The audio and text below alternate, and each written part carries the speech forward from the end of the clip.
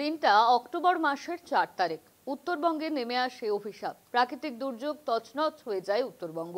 পর্যটন শিল্প যতটা ক্ষতিগ্রস্ত হয়েছে, তেমনই ক্ষতি হয়েছে চা শিল্পে। চা গাছের গোড়ায় দীর্ঘদিন জল জমে থাকায় পচে গিয়েছে শিকড়। ফলে সরকারি সাহায্যের আবেদন করেছেন শ্রমিক ও বাগান মালিকরা।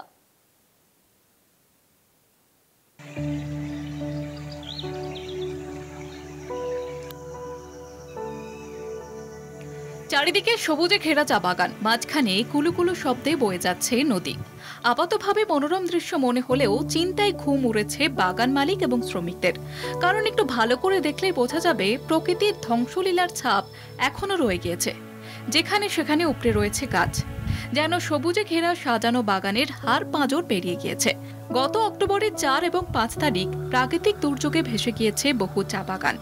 কোথাও আবার দীর্ঘদিন জলমগ্ন থাকার কারণে গাছের গোড়ায় পুরো পলি জমে শিকড় পচে যাওয়ার আশঙ্কা তৈরি হয়েছে। ফলে চা উৎপাদনে ব্যাপক ক্ষতির আশঙ্কা করেছেন শ্রমিক এবং বাগান মালিকরা।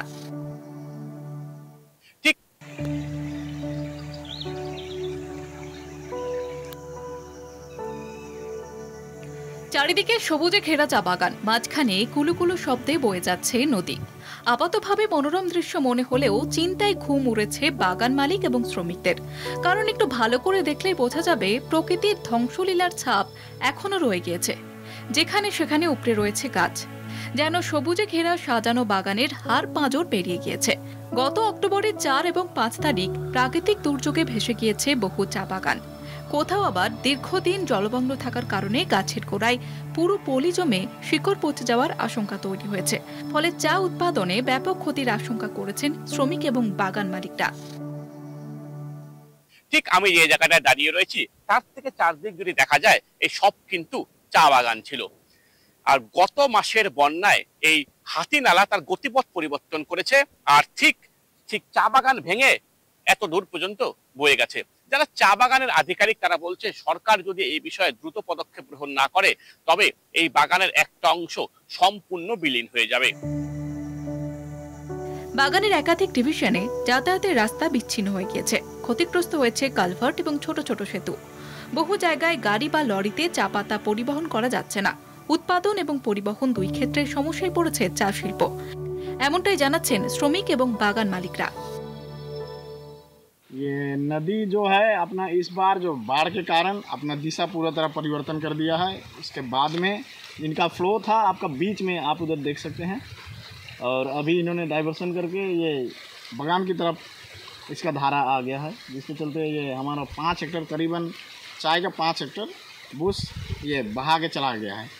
अगर इसको परमानेंट सॉल्यूशन अगर नहीं किया गया तो ये अगले साल भी इस बगान की तरफ में आ जाएगा। और एक रास्ता जो एक लाइन जाने चौकट लाइन या गरकटा जाते हैं इधर से, वो भी पूरी तरह ख़त्म हो जाएगी। हमारा जो गार्डन है तेली पराठी स्टेट, वो लगभग 40% अफेक्ट हुआ था। 40% एरिया में लगभग 5 हेक्टेयर तो हमारा लैंड ही चला गया, वो तो वॉश आउट हो गया। उसके अलावा जो सिल्टेशन हुआ, बुशेस में काफी ऊपर तक पानी भरा रहा, कई दिनों तक वो पानी जमा हुआ था। तो सितंबर का हमारा क्रॉप में भी मार खाया, वो भी प्रोडक्शन भी कम हुआ है। उसका कुछ असर अक्टूबर तक रहा। ইতিমধ্যে ক্ষতিগ্রস্ত এলাকা পরিদর্শন করেছেন প্রশাসনিক আধিকারিকরা। জানানো হয়েছে জেলা শাসককেও। তবে সরকারি সাহায্য না পেলে ঘুরে দাঁড়াতে পারবে না বাগানগুলি, এমনটাই জানাচ্ছেন বাগান মালিকরা। উত্তরবঙ্গ অর্থাৎ ডুয়ার্সের চা শিল্প ফের একবার ঘুরে দাঁড়ানোর চেষ্টা করছে। তবে এই ক্ষেত্রে সরকারি সাহায্য তাদের অত্যন্ত প্রয়োজন। কেননা বিভিন্ন চা বাগান রয়েছে ডুয়ার্সে, যেখানে একটা ডিভিশন থেকে আর একটা ডিভিশনের যাতায়াতের রাস্তা পর্যন্ত নষ্ট হয়ে গেছে। এই মুহূর্তে চা উৎপাদন হলেও সেগুলোকে সঠিকভাবে নিয়ে যাওয়ার জন্য সঠিক রাস্তাঘাট সেগুলো মেরামত করার দাবি জানিয়েছেন তারা। এখন দেখার বিষয় সরকার এই বিষয়ে কি পদক্ষেপ গ্রহণ করে। ডুয়ার্স থেকে কৌস্তভ ভৌমিক, কলকাতা টিভি।